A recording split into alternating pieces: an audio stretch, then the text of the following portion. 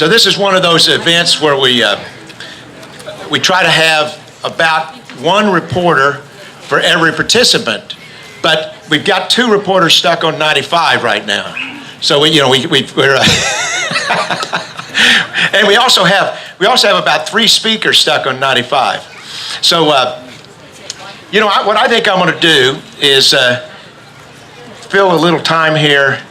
But those of you who are talking with speakers already, keep doing it. It's not rude to do it while I'm talking. One of the things that most of the people driving from Washington, D.C. today were thinking, in fact, I think it was said about every 5 minutes, we need to add about 100 million more people to the East Coast. There just aren't enough people on Interstate 95, don't you think?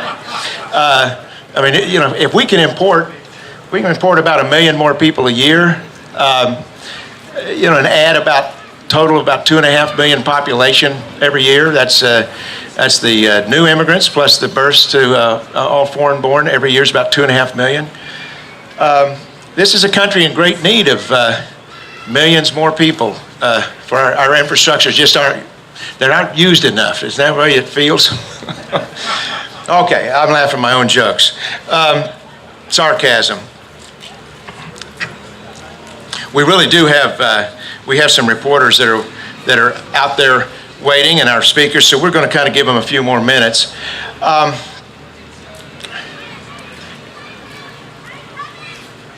was not in the room when some of the people put this idea together. But here's the basic idea.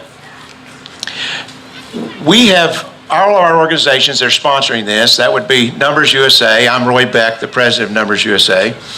And the Tea Party Patriots, Eagle Forum, the Remembrance Project. All of us and many more organizations have been mobilizing our members throughout this month to show up at actual town hall meetings with members of Congress. And also, what is it? They say about 60% of the members of Congress don't hold town hall meetings. And so we've been mobilizing people to go to those members of Congress office. And this is the most important work that citizens do, is to have that, get there so that you are in the presence of a member of Congress or their staff. Now, since many of these members of Congress don't have town halls, the thought in this room, where I was not, was that we ought to have 3 or 4 of these ourselves as a kind of stand-in. And we never had the thought that this was going to be something that would cause members of Congress to shake in their boots, because we got together here on top of the hill overlooking Richmond. But it was a stand-in so that we could kind of remind ourselves what the issues are this fall, and that we can get that word out. All of our organizations will be getting the word out from the various speakers here tonight. And we could have done this, I suppose, on a conference call. We had a conference call. Congressman King was on that conference call 2 weeks ago, and we had, well, first of all, I put out an email and said we had over 40,000 people on that conference call. Then the next day they said, no, it was 58,000. And then Rosemary Jenks, our head of government relations, told me Friday that the folks that handled the call said it was over 80,000. So that's a lot of people on a phone call, 80,000. Even where I come from, the Missouri Ozarks, there are not that many people on those shared shared lines where you get to listen to each other. So there are lots of people interested, and we're pleased with that. Thank you, all of you who have come tonight, gotten out of your houses. This is kind of a hard thing to get away from our computers and phones where we do most of our activism. But we got somebody's here from Pennsylvania, right? Did I see? Yes, right here. Came down from Pennsylvania. Now that's something. Hi there.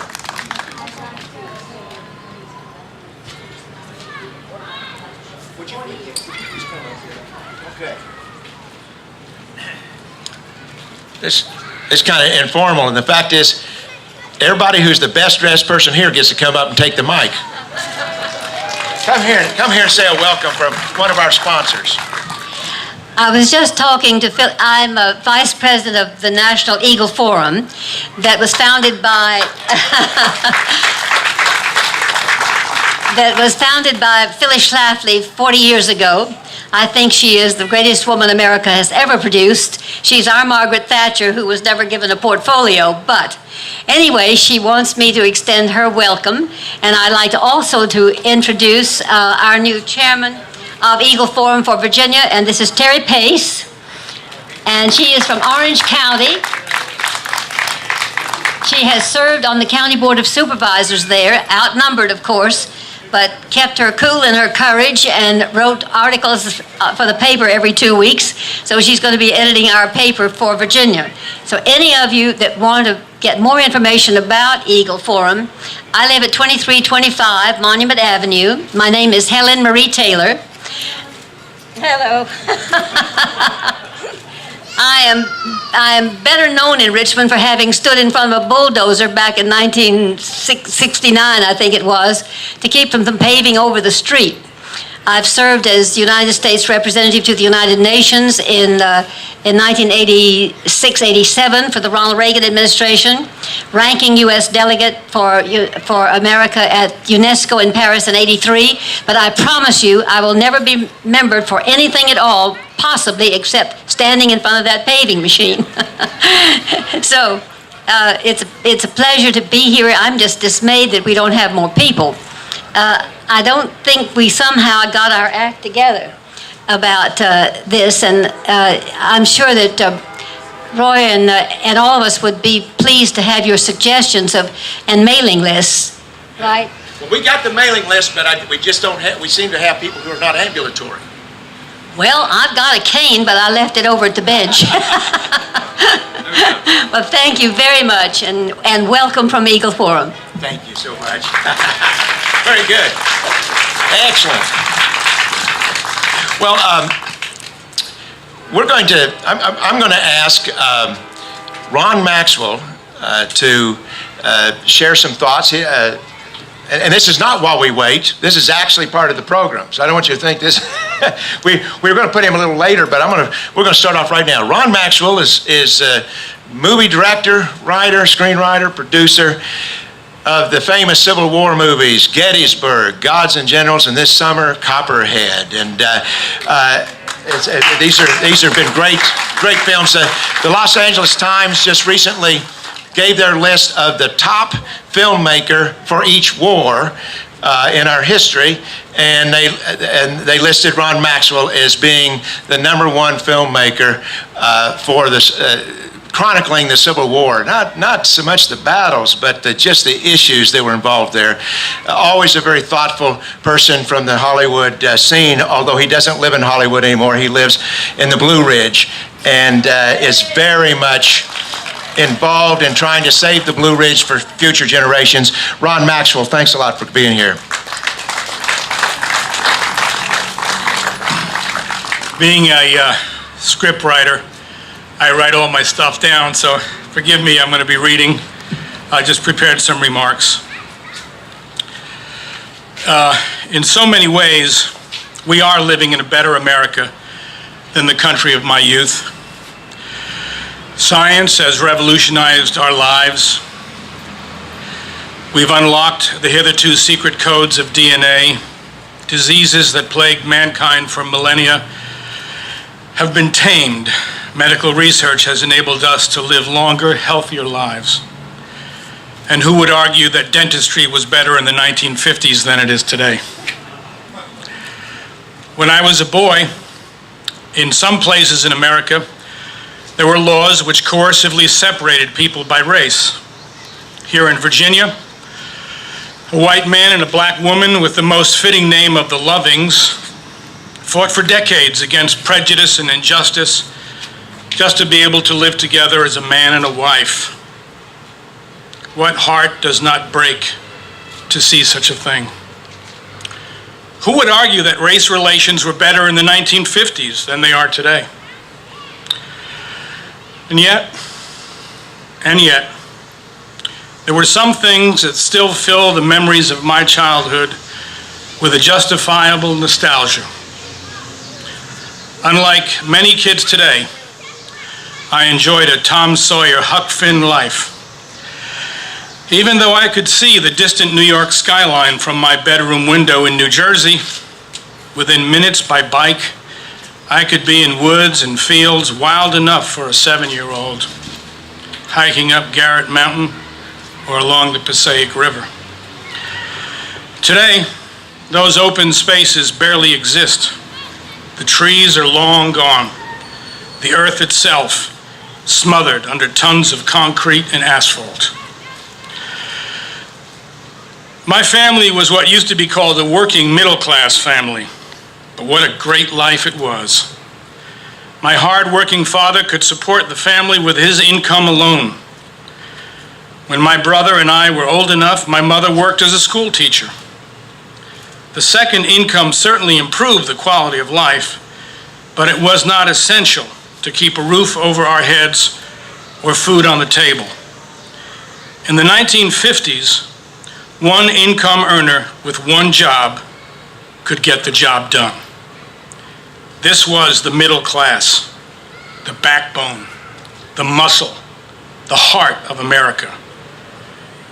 This is the paradox of the American experience, that we've made so much meaningful progress while simultaneously degrading both the earning power and the quality of life for the average working man and woman. No one knows exactly how many Native Americans were in North America at the time of contact with the first Europeans. But by the time I graduated high school, there were 165 million souls living in the United States.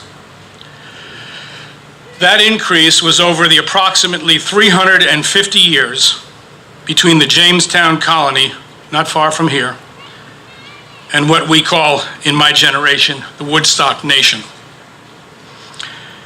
In the years since then, U.S. population has nearly doubled to 315 million.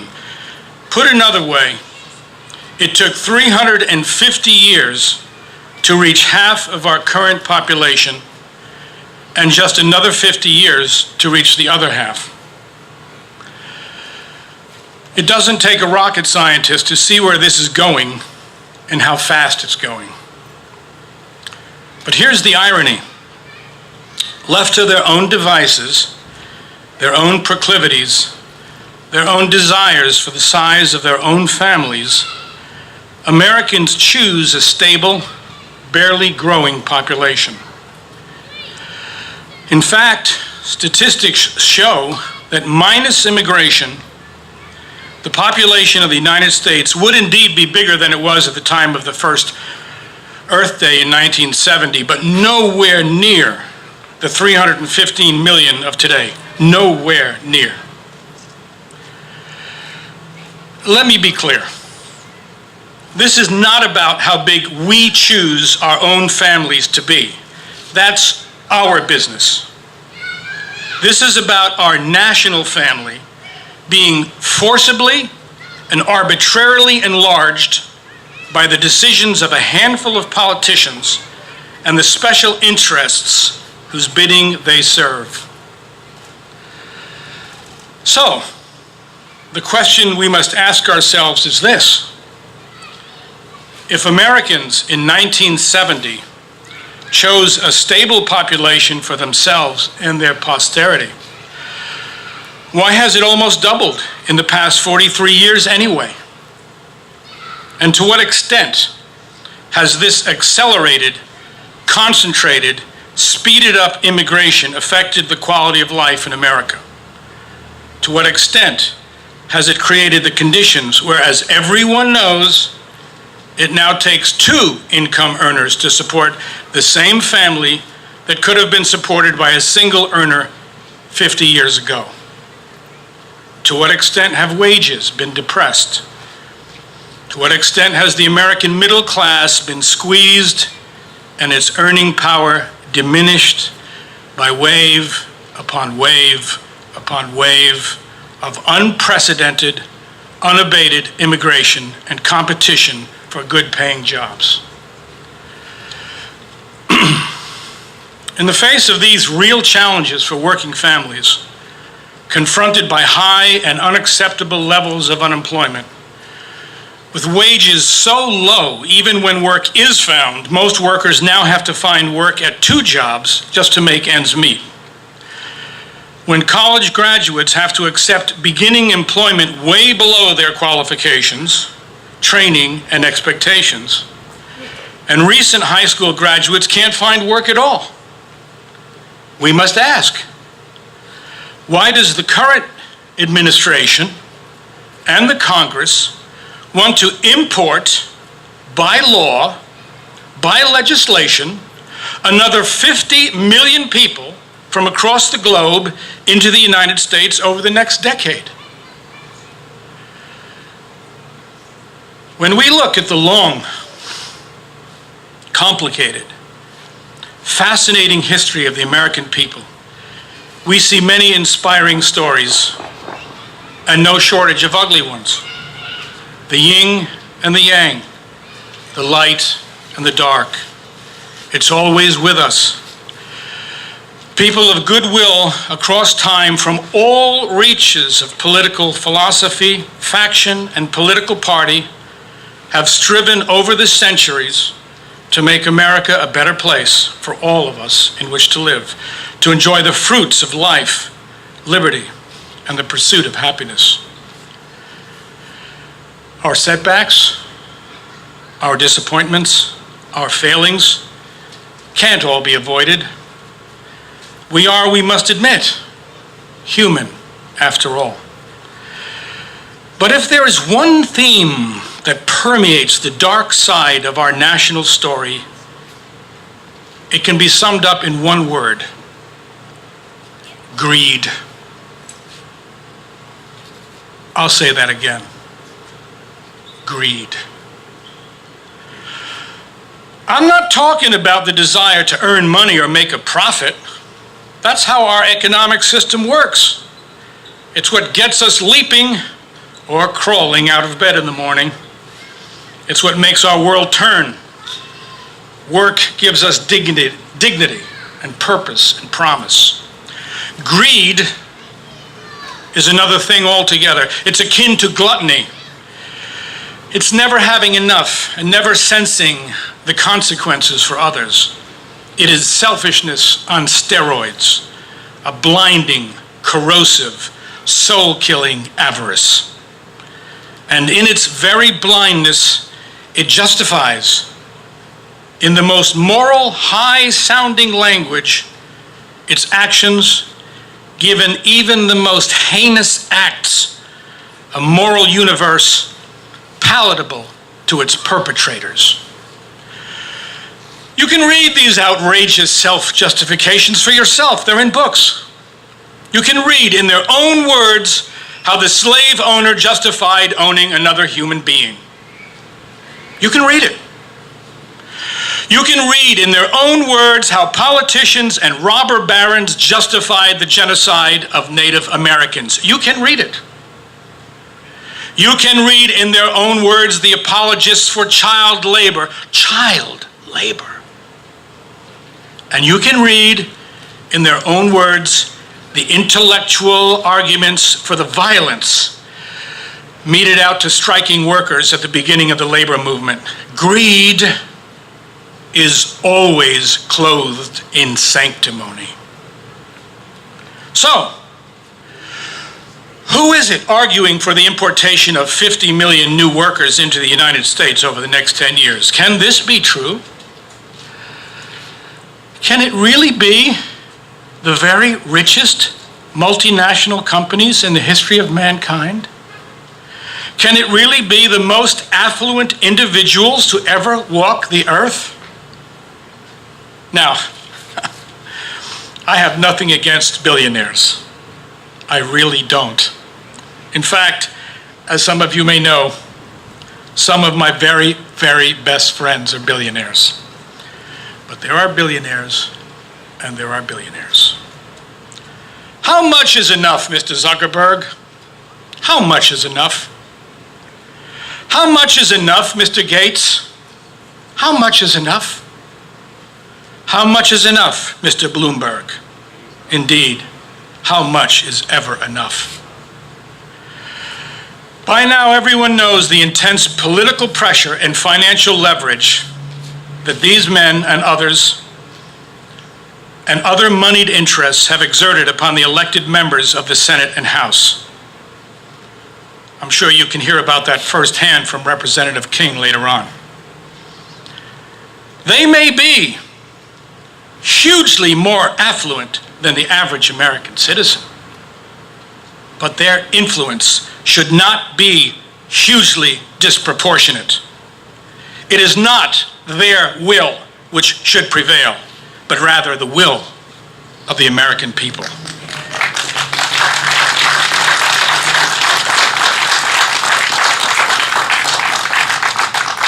We are at a crossroads of history. Do not doubt it for 1 second.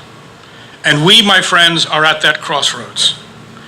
We are on the brink of our national destiny. On one path, gradual and sustainable population growth, driven exclusively by our own freely chosen fertility rates. Families, one at a time, on their own, making their own free decisions. And as population stabilizes, rising wages and the gradual reemergence of a stable American middle class. The demands on our infrastructure and natural resources gradually subsiding and stabilizing. Open space and the natural environment under less stress. Economic ecosystems less threatened. Water tables less stressed. Wildlife protected. As immigration subsides, rampant ethnic balkanization and bilingualism dissipated, with real assimilation kicking in, the kind that made our country great. E pluribus unum, from many, one. In this scenario, it may be possible to again see something like the shared prosperity of the 1950s. I stress shared prosperity, inclusive of everyone, not just the top 1%. Then there's the other path, the one on offer courtesy of Marco Rubio, John McCain, and the rest of the Gang of Eight. Amnesty for tens of millions, for nobody knows the real number, plus nearly unlimited mass immigration for the foreseeable future, plus chain migration in all sorts of special case categories and visas, a social engineering experiment on a scale unprecedented in all of human history, with the American people its guinea pigs.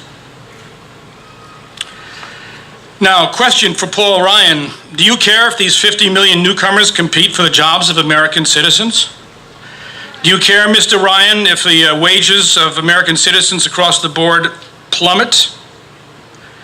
Do you really care that recent graduates in high-tech fields will be forced to compete with newly arrived immigrants who will understandably be happy to work for 2/3 or even half the wages acceptable to U.S. citizens? Does Marco Rubio, John McCain, Lindsey Graham, or Paul Ryan care about low-skilled workers who can't possibly compete with illegal alien labor? Do they even know of the competition for low-income housing? Have they ever visited the overcrowded classrooms of a public school burdened with compulsory bilingual education? Do they not realize that the broad unemployment rate is 30% for American high school grads under age 30 who want a full-time job but cannot find one? Or that the broad unemployment rate soars to 40% for younger African-American high school graduates? These are our fellow citizens, our friends, our neighbors, our family. These are not abstractions. We grew up with these people. We are married to these people. They are our neighbors. This is our community. Our elected officials have an obligation in law and in decent fairness to look after the needs and welfare of these people first.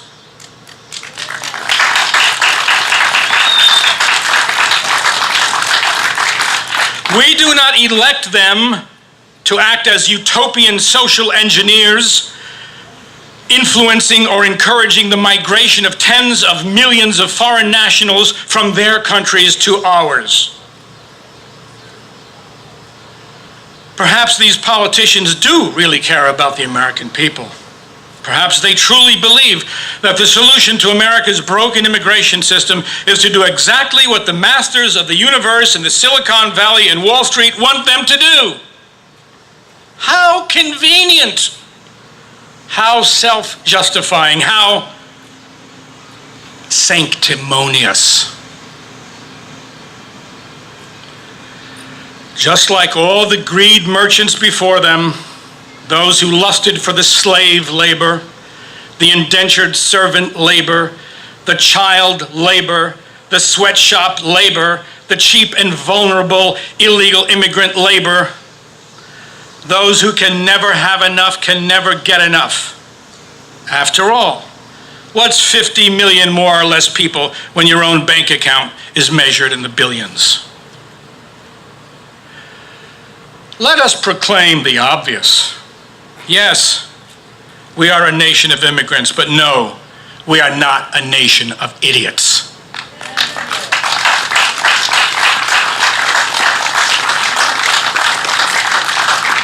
If America got everything done that needed to get done when I was a kid in the 50s, with just half the current population, everything including building the interstate highway system, the space program, the great cities, the great bridges and dams and hydroelectric systems, the great navies and air forces, the greatest armed forces the world has ever seen, creating the biggest, most dynamic economy on earth, rebuilding Europe while simultaneously waging a Cold War against international despotism. Just who do they think they're kidding when we are told that our own 350 million people are not enough to do the job that needs doing?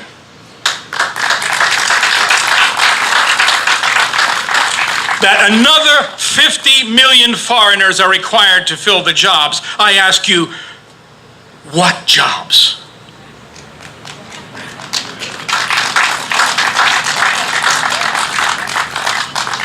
The House of Representatives, my friends, you better consider that House of Representatives on Capitol Hill like Missionary Ridge at the Battle of Gettysburg. Because what happens on that vote in the House will affect the history of this country no less than what happened 150 years ago at the Battle of Gettysburg. The House of Representatives, it's our last bulwark, our last refuge in the face of this monstrous country-killing bill masquerading as comprehensive immigration reform. It must be stopped. It must be discarded. It must be thrown into the slag heap of history. And those who have tried so brazenly to foist it upon us with their deceptions, their lies, their insults, their threats and their manipulations must be driven unceremoniously from the offices of trust they no longer deserve to hold.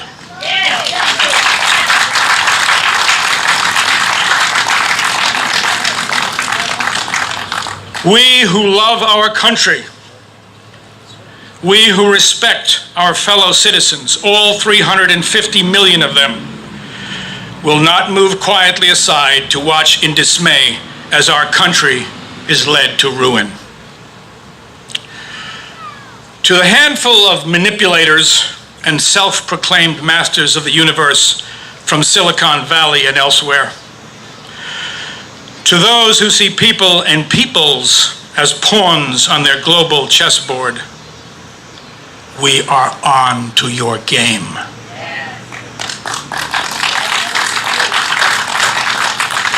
We are not agreeing to having our lives massively disrupted, our livelihoods undermined, and our beautiful country turned into an overcrowded collection of rabbit hutches and parking lots, just so you can eke out every last bit of profit on the backs of cheaper and cheaper and cheaper labor. We are more than entries on your data sheet, more than numbers on your profit and loss statements. We are entire people in all our humanity. We are the citizens, the proud citizens of the United States of America, the inheritors of its promise, and the defenders of its land.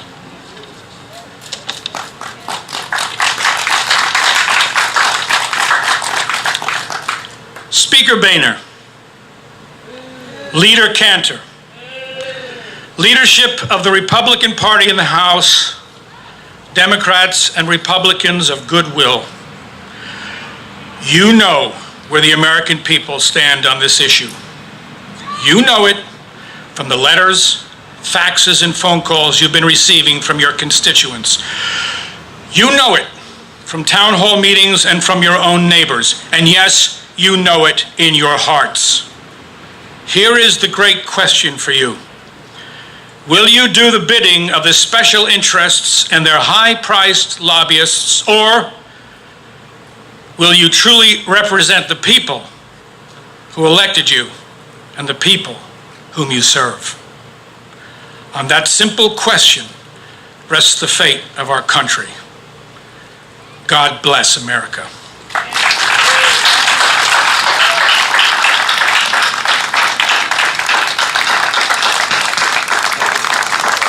Ron Maxwell, historian and Civil War movie producer. He's produced a lot of other movies besides that. Ron has put a ton of thought into this through the years and how it fits into history. I'll say a word quickly about our speakers tonight, and that is, just like all of you, you are concerned about the immigration policies that are being proposed in Congress for a lot of different reasons. Now, you heard a bunch of reasons in what Ron had to say there. We are not, the groups that are co-sponsoring this, those of you who have come, the speakers, we are not in agreement on every issue under the sun. What we're all in agreement on is that a mass amnesty and massive increases in foreign labor are going to threaten all of the things that we all hold most dear, even though those things we hold most dear may be different. And you'll be hearing some of that diversity here today. I'm going to call on, just for a start, and then he'll be back, Congressman Steve King, who has been, more than anybody in the last decade, led the way for the American people on this issue. Come on, Congressman Steve King. I want to, actually, I think we even got this. This is good. Set the table here in terms of what we've got in Congress happening this fall. I have to go back and lay out what's taken place so far and how the stage is set. And first, I'd remind people that we listened to a presidential debate, 3 presidential debates, a long, intense campaign, and I was kind of drubbed to sleep on this message from the presidential campaign, which was immigration? No. I don't hear that in the debate, in any of those 3 debates. It was jobs in the economy, jobs in the economy, pounded to sleep over jobs in the economy. And the election was November 6th, and the polls closed that night. It was still jobs in the economy. Before the sun came up, it was Mitt Romney would be president-elect this morning if he just hadn't said 2 words. The whole thing in their mind was all about immigration. And that launched this debate that we're in now. And it convinced some people that are in decision-making positions, but especially within the Republican Party, that we should go and pass some kind of legislation that it legalizes people in this country out of the motivation of political expediency. And so the debate began November 7th, and it's been going on ever since. And the legislation that went through the Senate, we call it the Gang of 8 bill. In that legislation, here's what it does. And I'll go into it in a little more detail. But first of all, anybody who has violated these 3 mysterious misdemeanors or committed a felony wouldn't be allowed to stay in the United States theoretically. And otherwise, if you came into America before December 31st, 2011, you get to stay. If you come after that date, it's silent. So the implication is you also get to stay. if you were deported in the past and you hadn't violated these 3 mysterious misdemeanors or the felony, there's an invitation in the bill that says, we really didn't mean it, why don't you reapply and come back to America? So I call the Senate Gang of 8 bill the Always Is, Always Was, and Always Will Be Amnesty Act, or you can call it the Perpetual and Retroactive Amnesty Act. But that's what the bill is. It's the most wide open, the most breathtaking piece of legislation that has ever passed through the House or the Senate. And a year ago, it was inconceivable that anyone would have the audacity to put their name on something like that. But every Democrat in the Senate did. Only 30% of the Republicans did. And that's just a short version of what that bill is. But it is the Perpetual and Retroactive Amnesty Act. So, in the House, there was a decision made in the planning meeting, of which, strangely, I wasn't there for that planning meeting. I might have spoken up, but it was, we want to do this step by step, and rather than one big bill. Well, if you put one big bill out there, people will shoot at that one big bill. If you do it step by step, you divert the focus and you can maybe put some things through. And I will say that the language that has come through the Judiciary Committee in the House is better than anything in the Senate. It doesn't please me a lot, but it's better than anything in the Senate. There's a Homeland Security bill that's also come out of the Homeland Security Committee.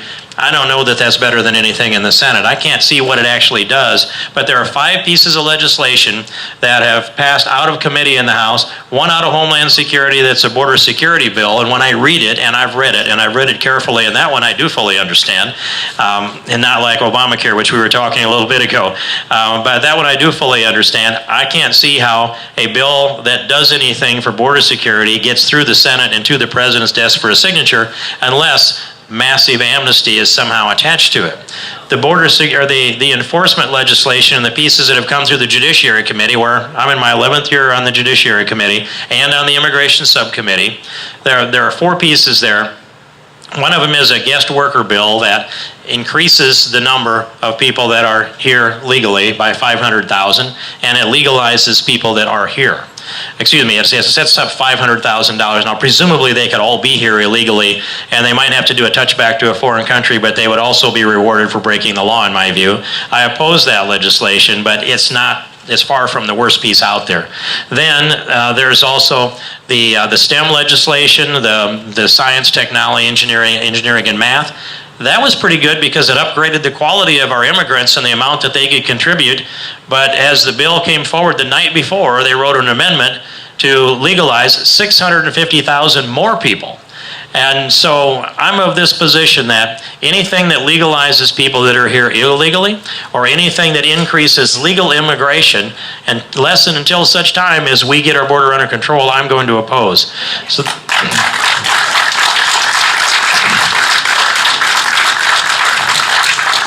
And that's the gist of the legislation. Part of one of them is to eliminate the diversity visa lottery. That was 55,000 people that just got a lot of names in a grab bag, and they pull out 55,000 a year, and it goes to a diverse number of countries. But so we have in the House legislation and the Interior Security Bill, and that one actually is probably the best of the legislation that has passed out of the Judiciary or the Homeland Security Committee. It allows for local law enforcement to enforce immigration law. It reestablishes that authority, which exists under law anyway, but the President has refused to let ICE enforce the law. But it's a pretty good internal security bill that lets local law enforcement cooperate with federal law enforcement on immigration, does a number of other things. But here's the question I ask about that one. If the President is going to defy the law, if he's going to ignore existing law that we have, if he's going to make up new immigration law out of whole cloth, why do we think that we can pass an enforcement bill to the President's desk?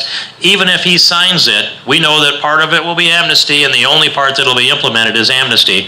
So that's the stage that we are right now, and the House started later than the Senate on this. But when I looked around this new Congress, I looked for some allies, and I remember during the last debate we had in about 2006 or 7, Tom Tancredo was the chair of the Immigration Reform Caucus. And in the IRC, the Immigration Reform Caucus, I accused him of being able to broker 92 votes, and he actually said it was closer to 110. I'll take his word for that. And he's a great friend, and we talk on a regular basis, but we started out all over again with the Immigration Reform Caucus being kind of set off onto the shelf. So we started in my office, Lou Barletta and myself, and then Mo Brooks, and we looked around, and then Louis Gomer, and a few others joined in, and now we have a group that is counted in dozens and scores. 3.5 months ago, when we put our first meeting together, we didn't have anything to work with, and there wasn't much prospect that we would be able to block an amnesty act that was surely coming out of the Senate. Subsequently, it has. But now we're strong. We have at least delayed this immigration legislation in the House. Most everybody thought something would happen in at least June. And it didn't happen in June, it didn't happen in July, and we know it's not going to happen in August, and they're not talking about trying to move anything in September. And so there's only about October. nine legislative days in September, right? That's right, 9 days, Roy. So you can block that in September. Mm-hmm. So and isn't there talk that November's got to be dealt with the budget and deficit issues, doesn't it? I would hope so, but getting through October is going to be the tough part, because there's more legislative days in October. But I would make this point that I think it's important that people listen to. This debate started November 7th of last year, right after the election.